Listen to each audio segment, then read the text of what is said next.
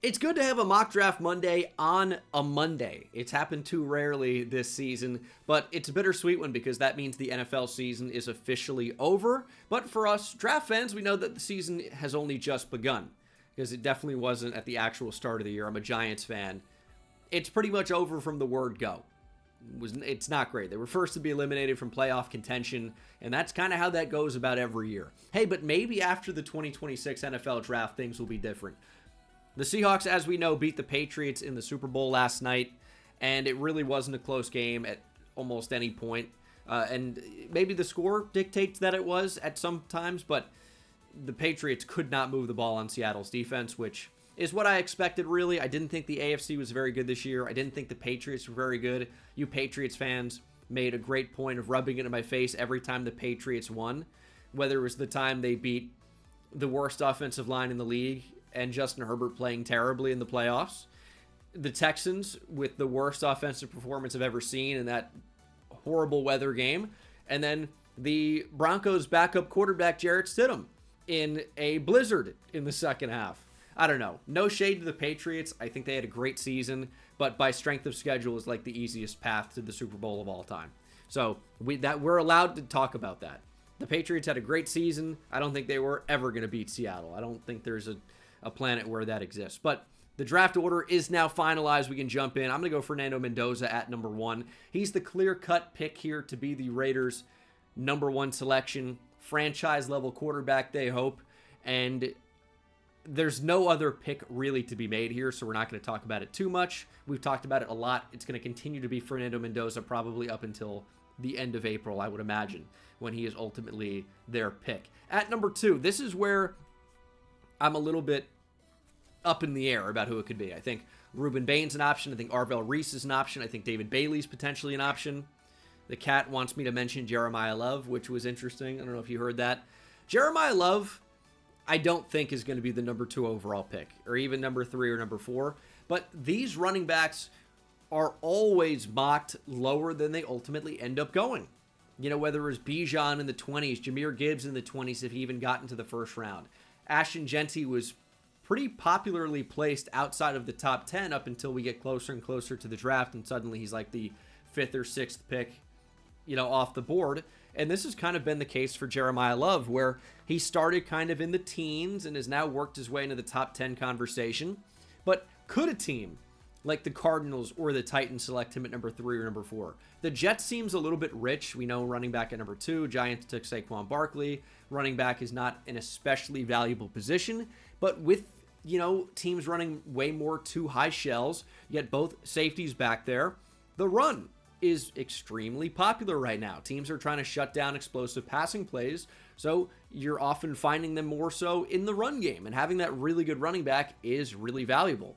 And we know NFL teams do value running back. That's why they end up going so high every year lately when the talent is right. In the case of Jahmyr Gibbs, Bijan Robinson, Ashton Jeanty, Jeremiah Love is in that category of prospect. He is an absolutely elite running back prospect.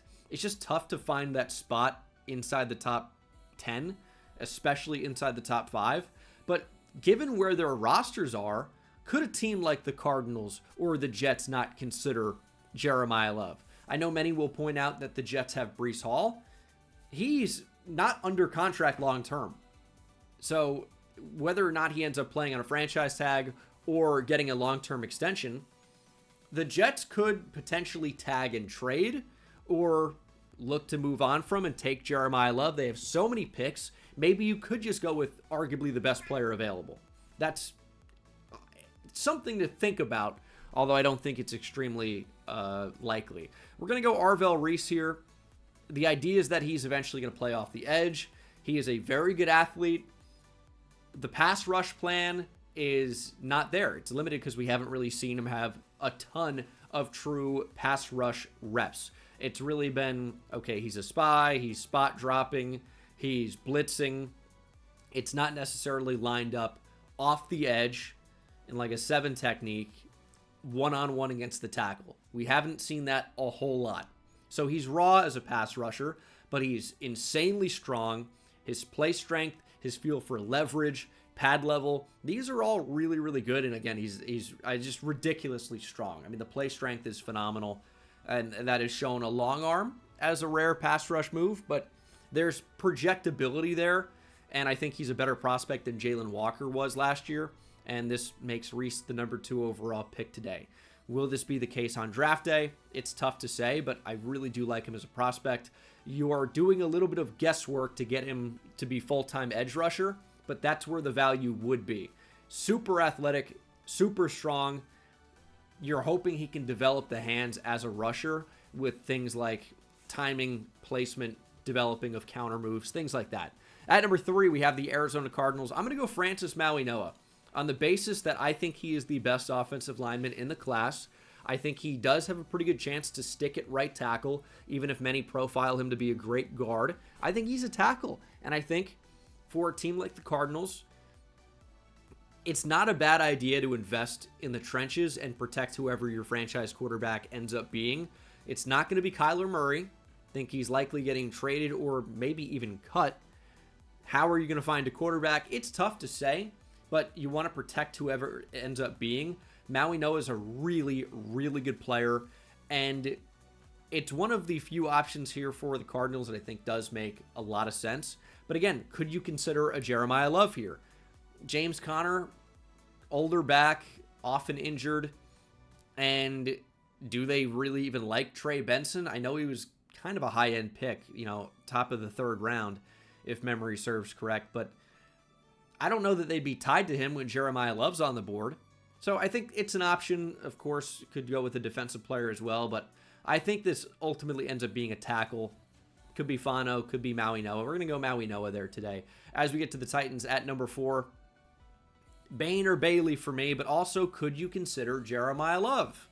We're going to continue to talk about this because I think he could end up going higher than I've mocked him at number 9 consistently. It's a possibility. But today I am going to go David Bailey. Fire off the edge. He's a very solid athlete with great hands as a rusher. Now, there are some concerns with him and his translatability.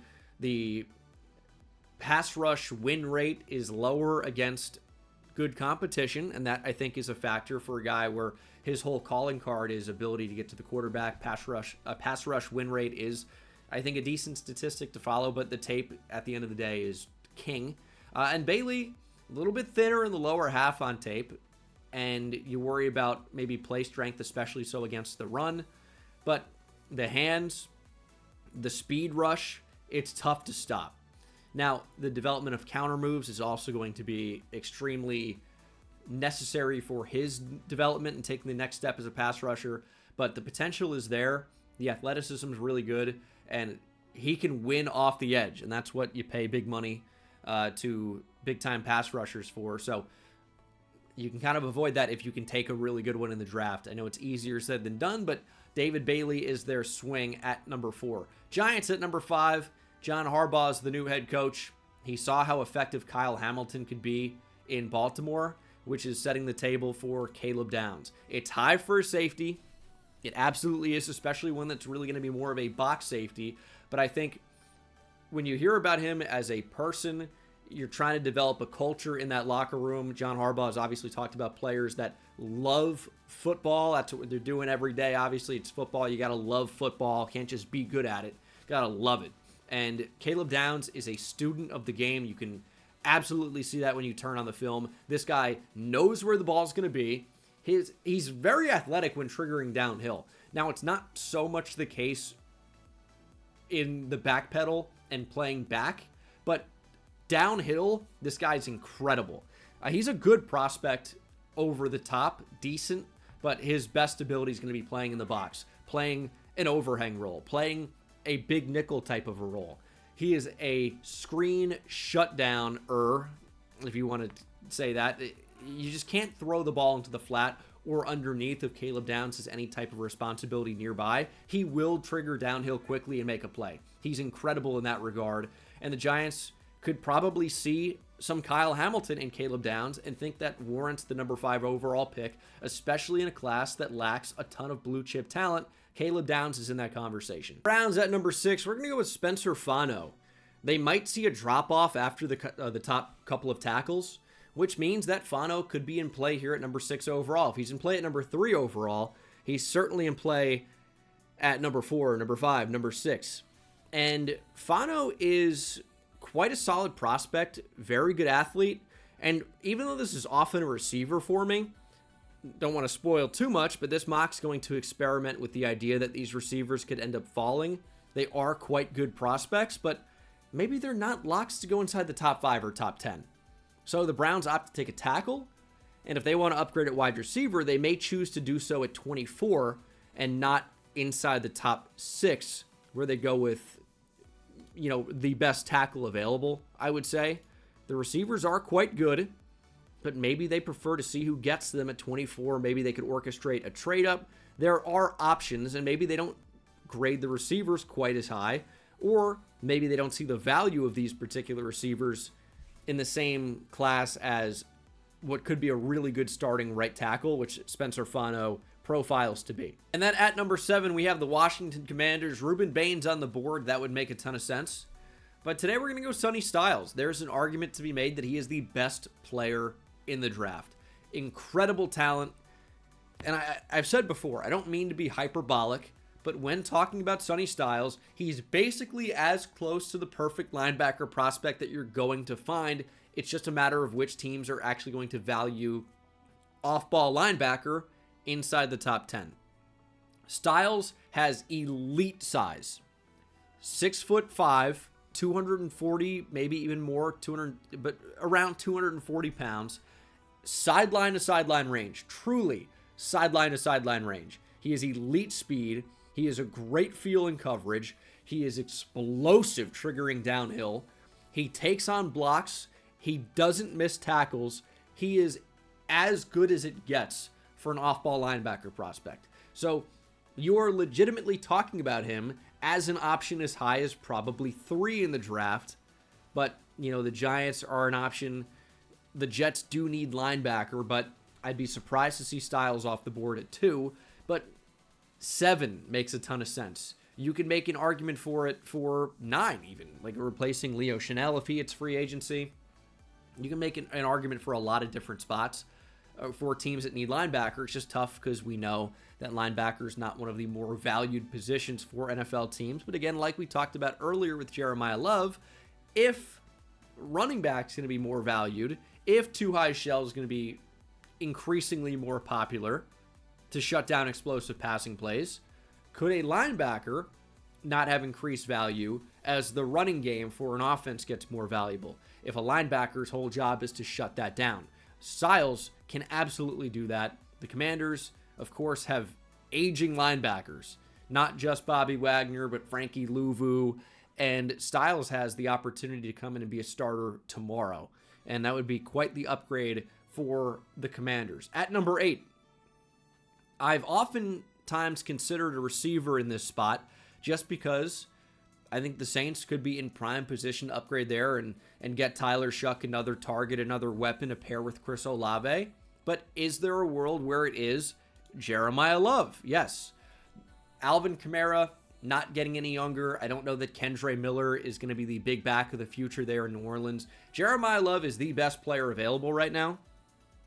I would think. So for New Orleans, you get Kellen Moore, another weapon to scheme up. He can be a weapon in the passing game, of course, as a runner. He has electric speed and playmaking ability.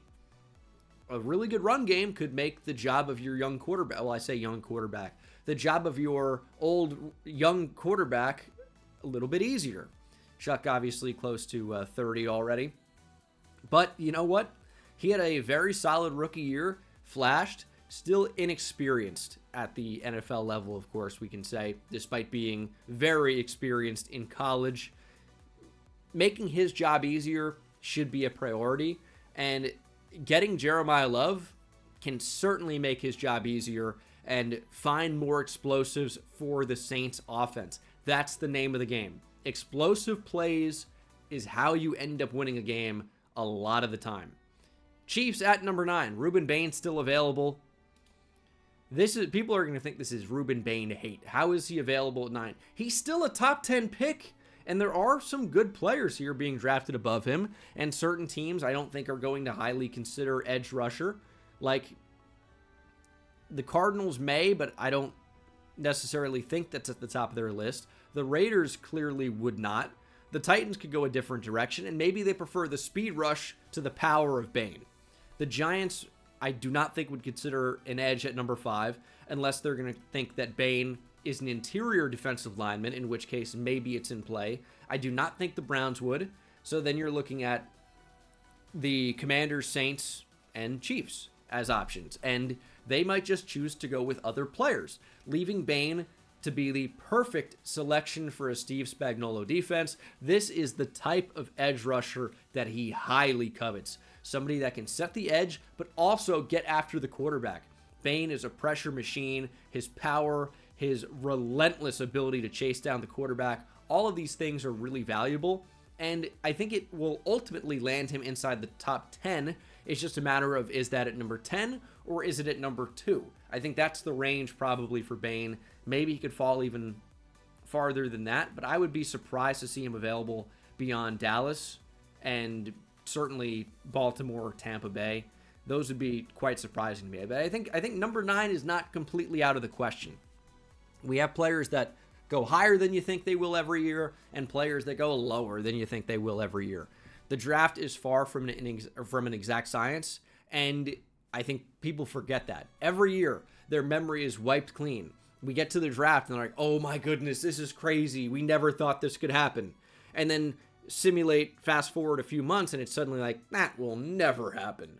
There's no chance this player will be available when he ultimately ends up being available. The one that I remember so clearly is in my final mock draft. I had CeeDee Lamb to the Cowboys at 17, and my entire comment section at the time was flooded with people saying that CeeDee Lamb will never drop to 17. There's no chance he gets past the teams that he ultimately ended up getting past. So all that to say, going at number 9 is not really that low in the draft. Bane is a great fit for Kansas City that desperately needs to improve their pass rush. At number 10, you're not going to like it, Bengals fans. You're not going to like it, but you're probably going to agree with it, because this is the type of thing that the Bengals will likely do. They have an affinity towards this type of player, and it makes Keldrick Falk here the number 10 overall pick. I think this is a little bit high for him, but teams will absolutely fall in love with the tools, the things that you can't teach, the size and athletic profile.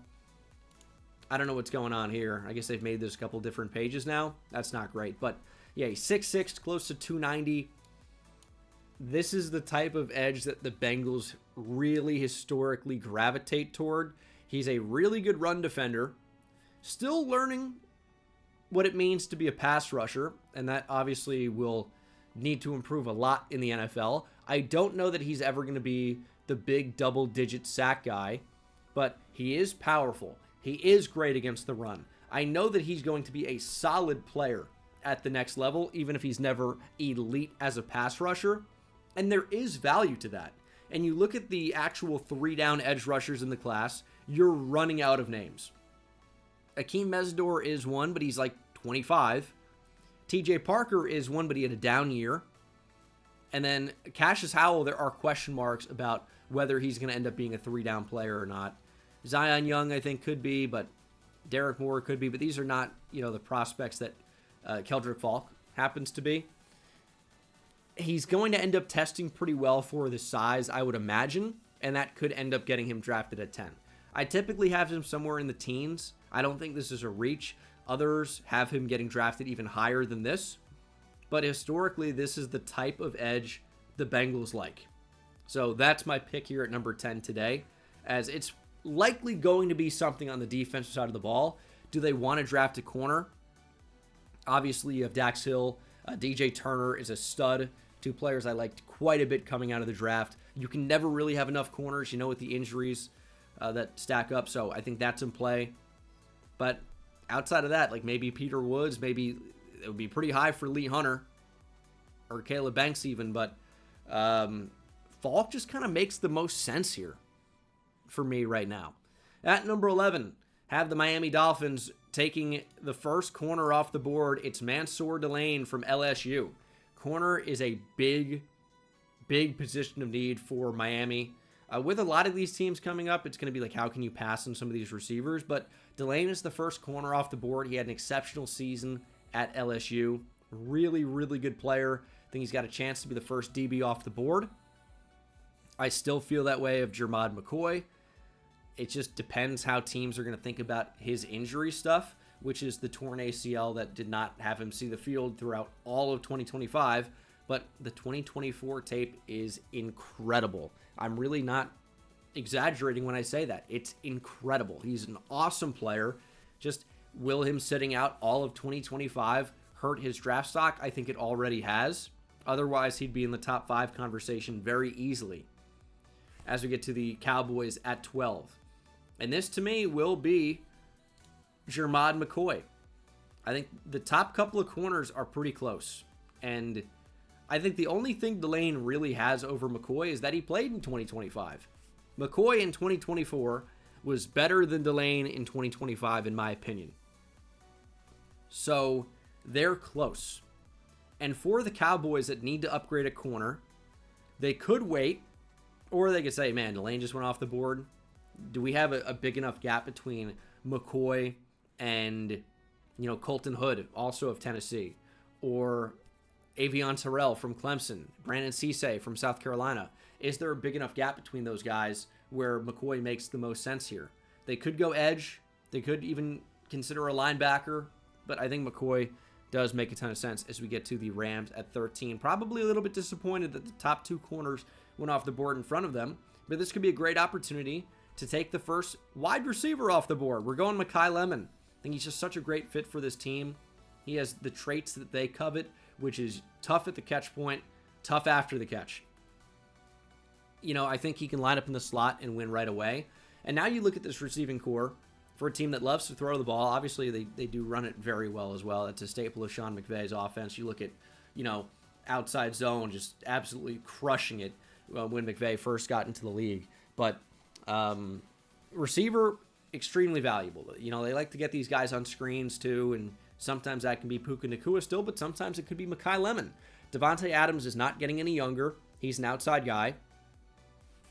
Lemon's really, really good. But you look at the receivers under contract after next season, it's like Puka Nacua, and that's it.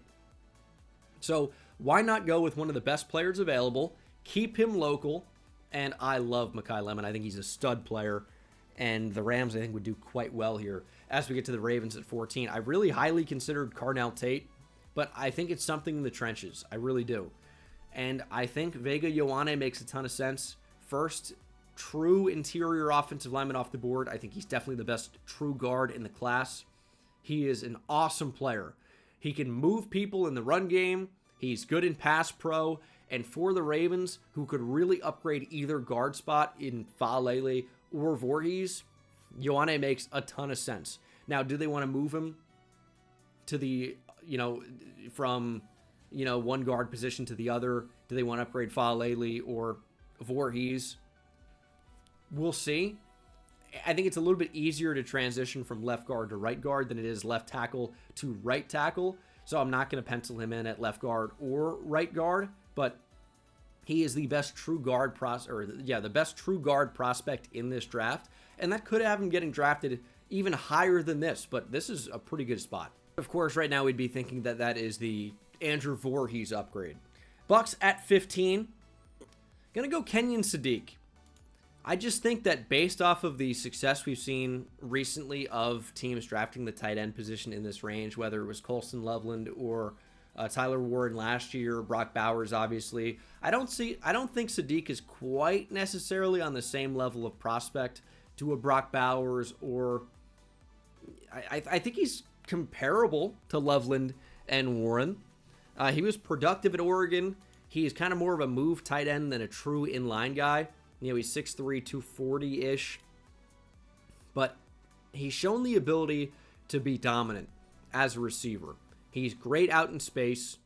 He can go up and get the football. Cade Otton's going to be a free agent.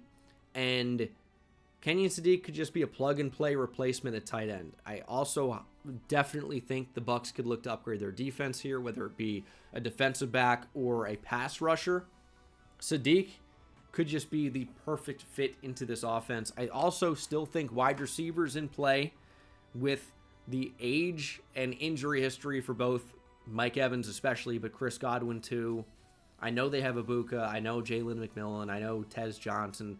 But they might opt to take a receiver here, but they could do so in the form of a tight end to create some more mismatches. He's a tough player to cover. He's a tough assignment for linebackers and defensive backs. That's what you want your tight end to be. If they can block, that's a bonus. Sadiq is good against second and third level players as a blocker. Not so much in line, and we'll see if that hurts the projection. It didn't really for Bowers, who I thought was a similar level blocker. I think he was maybe a little bit better, but Sadiq's not incomparable. Just he's kind of like a light version of Brock Bowers, but that's still pretty good. The Jets at number 16. I think this is a good spot as any for Carnell Tate. You know, I often consider that near the top of the board, but if he falls to 16, this would be a home run for the Jets that could look to upgrade their receiving core. And you look at currently, I love Adonai Mitchell, Hookem, of course, but Garrett Wilson's great wide receiver one. They could look to add a third receiver. John Mechie was a little bit inconsistent. Carnell Tate's a really good player. Another ball winner, can go up and get the football. He's got great size and speed. He is certainly a good route runner. It took a big step up from 2024 to 2025, in my opinion. And I was excited to see that. And I think despite being overshadowed, obviously, by Jeremiah Smith, Carnell Tate's a really, really good prospect. And the Jets here can just go best player available. There's a little bit of a slide on the wide receiver position in this draft, in this mock draft today. And the Jets reap the rewards with Carnell Tate. Lions at 17. We're going to go with TJ Parker. He's been all over the board for me all year. And I still think there's a chance he's not even a first-round pick. But he was so good in 2024, not as good in 2025, and of course goes to the Senior Bowl and dominates. He's got the size. He's got the athleticism. Again, he's one of the true three-down edge rushers in this class, in my opinion. A guy that you don't have to take off the field because he's got the size to be effective against the run, and he's definitely athletic enough to win as a pass rusher where you're not going to have to take him off the field because he can't get to the quarterback. He can push the pocket as well. So this is an intriguing prospect that has the size that the Lions often covet at the position. He's a player that can help you win now and get you back into the playoffs. I think it's an option for the Lions at 17. I really think it comes down to,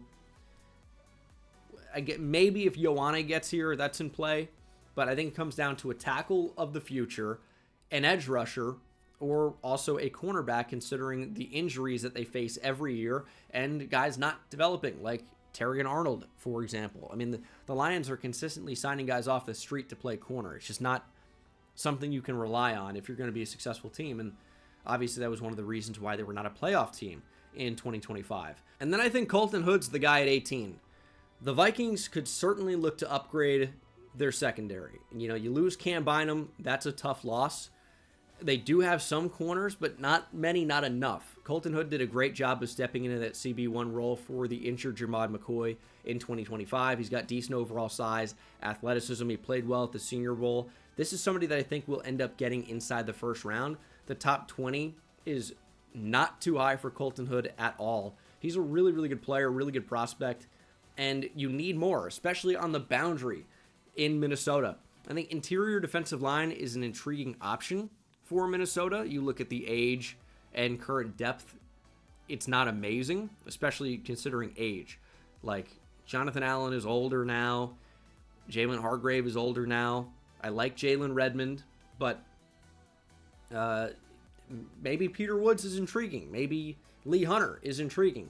I'm going to go with the cornerback today, though. Colton Hood, it just seems like the most obvious pick that the Vikings could make. As we get to the Panthers at 19, going CJ Allen. Still quite a fan of him as a player. And again, I think linebacker could end up being increasingly higher valued as these seasons go on. And CJ Allen is someone with quite good athleticism, can certainly thump and come downhill. He's great in terms of destroying blocks.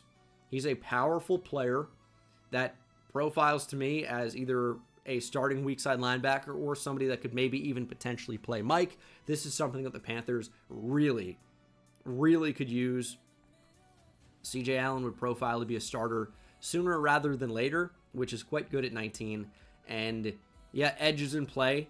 It's like Cassius Howell if you want the speed rush, Mesidor or Young if you're looking for more of the 3-down player, but Mesidor's old. He's like 5 years older than Zion Young, or 4 years older. It's kind of insane. But the Panthers say, hey, we can just wait on that. If we want the designated pass rusher, maybe we grab R. Mason Thomas in the second. Maybe we grab Romello Height or Joshua Josephs in that same range. It doesn't necessarily have to be here at 19. Cowboys at 20. Went with Jermod McCoy earlier. And we're going to go Akeem Mesidor, the edge from Miami here at 20. It feels a bit high to me. But Mesidor's a really good player. The only reason it feels so high is because he's going to be a 25-year-old rookie. That is something to me that usually falls down the board a bit. But if you look again at the 3-down edge rushers, which is what we consistently talk about here on this channel, there are not many of them. And the Cowboys are a team that consistently delude themselves into thinking that they're going to be competitive right now. That's why they made those trades that they did at the deadline to acquire Quinnen Williams, for example, and Logan Wilson.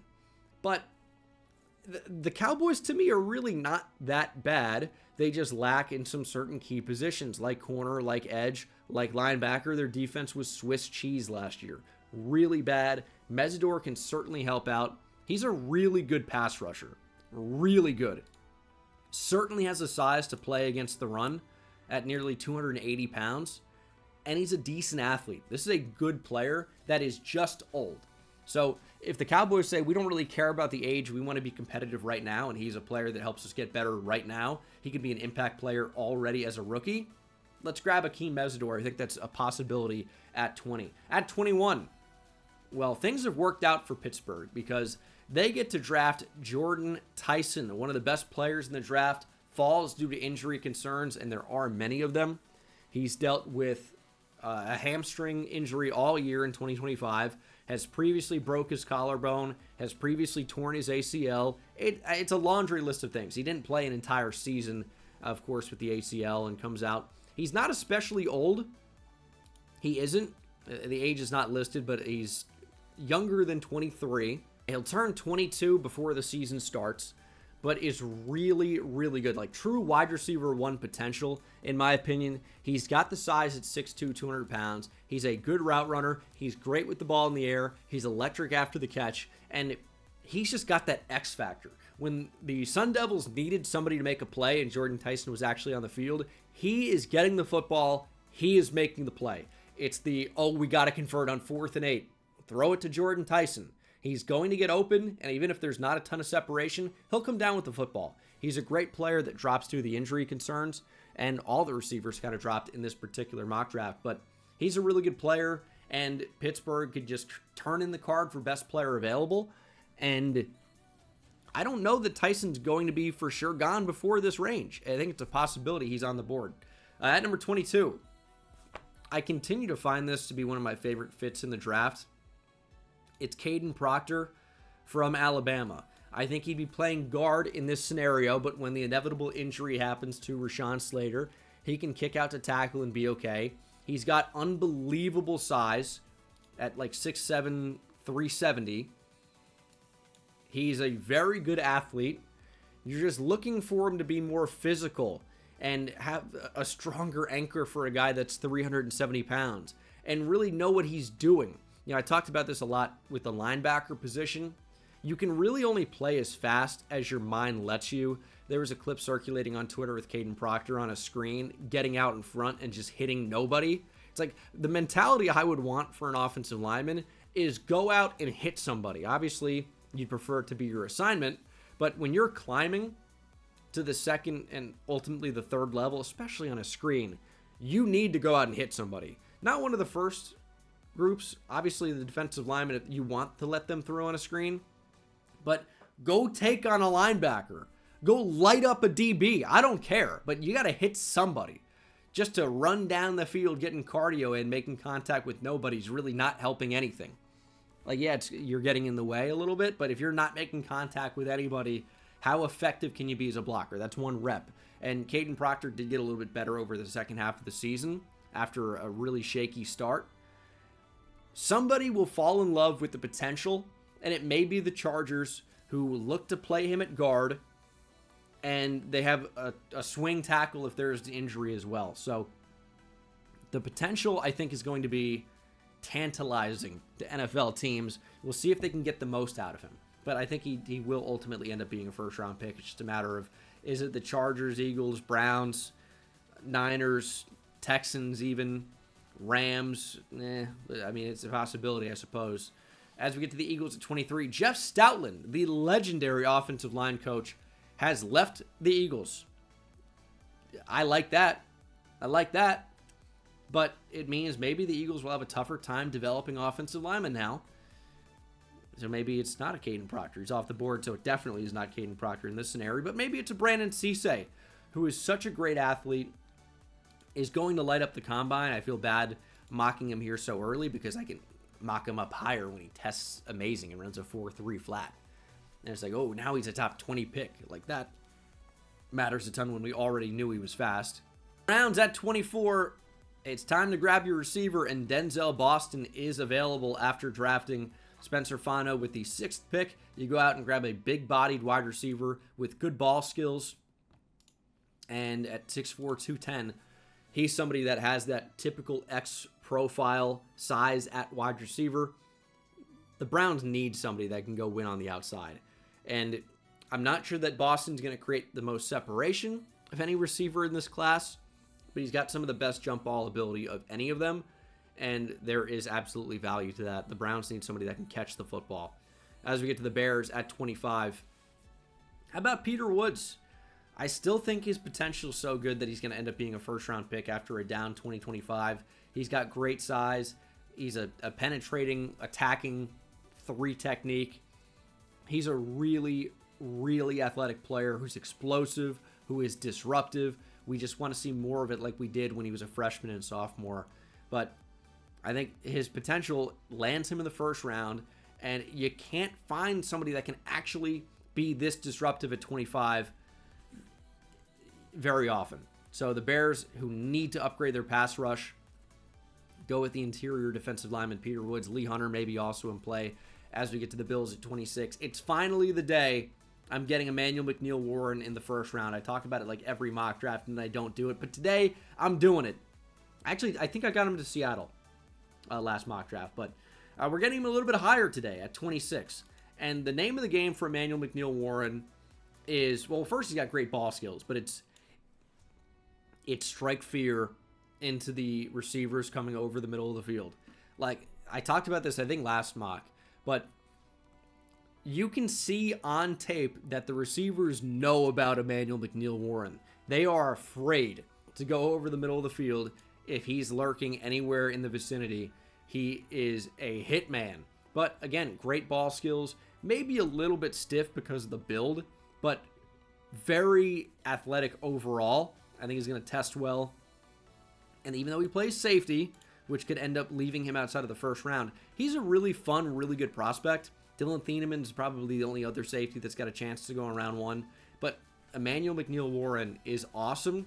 And it would be a really fun safety combo in Buffalo with the addition here of EMW. 49ers on the clock at 27. How about Cassius Howell? Someone in the Bryce Huff type of mold.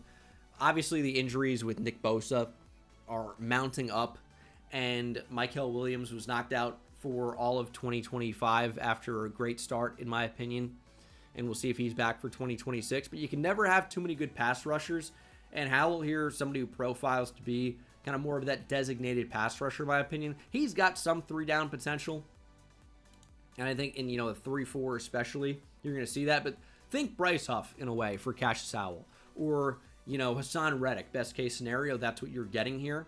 Best case, explosive as hell, fast off the edge, and some of those outside speed rushes set up the inside move where he wins instantly and gets to the QB. Really good player. I think he's got a chance to go in round 1. The size does hold him back. But for the Niners here, upgrading that pass rush is not the worst idea, especially with some of the injury concerns. As we get to the Texans at 28, give me Lee Hunter to stay in state. I want offensive linemen badly here, but the right ones, I don't know if they're available for Houston. Like, ideally, you'd hope Vega Ioane would fall to you. It's just not going to happen here. So maybe you're looking for Chase Besantis, but maybe that's a second round type of thing. Here, Lee Hunter is a big nose tackle who can be disruptive. And we saw so firsthand at the Senior Bowl. He's got great size, was up and down at times, but also dominant at times at the Senior Bowl. And that stuff is highly valuable to me.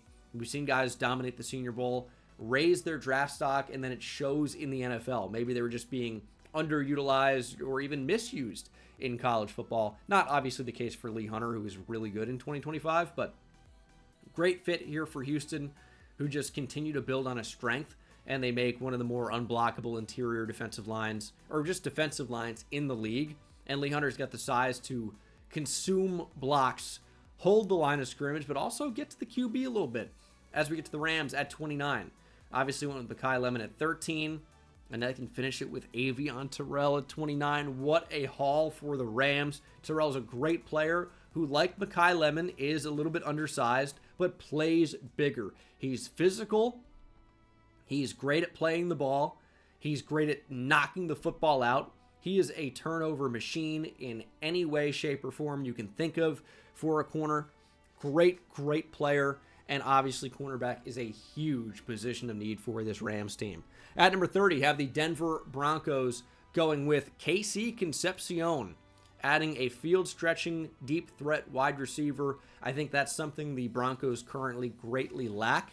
And I think with Concepcion's ability to still play in the outside despite being a little bit undersized, beat press, win down the field, he's going to be valuable to a guy like Sean Payton.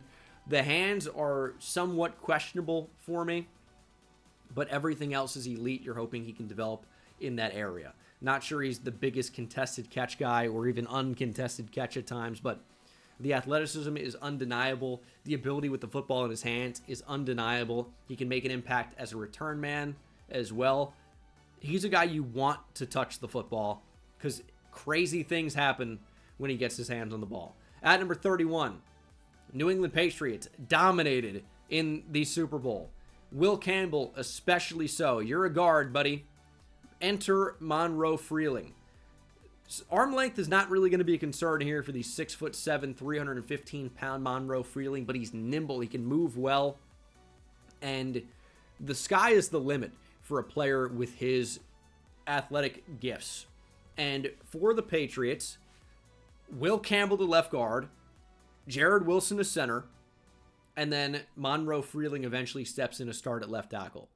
You got to do something about this offensive line. And playing players where they really should be playing based on their physical traits, not a bad idea. Campbell can be your Peter Skoronski type, which was a great college tackle that moved inside to guard because that's where he profiled with Tennessee and has been a very solid player. Will Campbell, I just don't know the tackles for him because he's not strong enough to vertical set and try to anchor against some of these speed to power guys we saw at Derek Hall just dominated him, right? And he wasn't the only one. The arm length is a concern, and we keep seeing it, right? He just can't make contact first and win at the point of attack. He can't win with first contact, and he's getting bullied and bodied. Coming back from injury, I think, is a reason why, and he's a rookie tackle, right? So play strength you think is going to go up over his career, but I think he's just got a better home at guard. So we're going to take a tackle here and try to protect Drake May, who's getting sacked on about every play. To finish the first round, we're going to go with the Super Bowl winning Seattle Seahawks to take Anthony Hill. I think he's a great fit for this defense, can play downhill. He is physical. We know Mike McDonald likes to blitz and blitz from a lot of creative different spots, whether that's the slot corner, sometimes the safety, sometimes it would be a linebacker. And Anthony Hill is really good in that regard. They got great play out of Drake Thomas. He can still have a role, right? But Anthony Hill's got the potential to be a starter. He's a good athlete with good size. You got to develop him a little bit, but the potential is quite good for Anthony Hill Jr., and he can be an impact player as a downhill player. I think he's a great great fit at the end of the first round here.